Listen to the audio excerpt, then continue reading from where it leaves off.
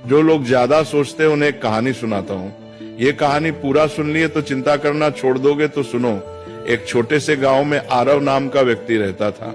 आरव बहुत मेहनती था, लेकिन उसकी एक आदत उसकी शांति छीन चुकी थी, बेहद चिंता करना।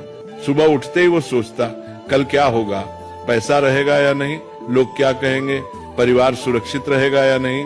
रात को सोने जाता तब भी उसका दिमाग रुका नहीं करता। एक दिन अत्यधिक चिंता के कारण उसकी तबीयत बिगड़ गई। गांव के लोग उसे पास के पहाड़ पर रहने वाले एक संत के पास ले गए।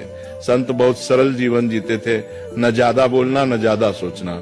आरव ने संत से कहा, महाराज मेरा मन कभी शांत नहीं होता, मैं हर समय डर और चिंता में रहता हूँ। संत मुस्कुराए और पास रखी एक मिट्टी की मटकी उठाई।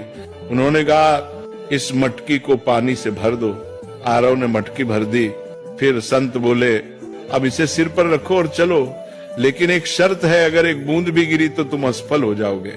आरव पूरी तरह मटकी पर ध्यान लगाकर चलने लगा।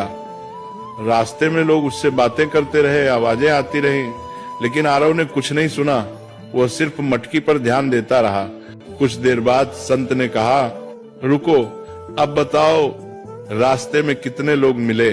आरव बोला, महाराज मुझे कुछ पता नहीं, मैं तो बस मटकी बचाने पर ध्यान दे रहा था। संत ने शांत स्वर में कहा, यही संत होने की शुरुआत है। जब ध्यान जरूरी चीज पर होता है तो बेकार की आवाजें अपने आप चुप हो जाती हैं। तुम्हारी चिंता इसलिए है क्योंकि तुम उन चीजों पर ध्यान दे रहे हो जो अभी हुई ही नहीं। फिर संत ने आगे कहा, जो तुम्हारे हाथ में है कर्म उसे ईमानदारी से करो, जो तुम्हारे हाथ में नहीं भविष्य उसे भगवान पर छोड़ दो। यही संत का मन है।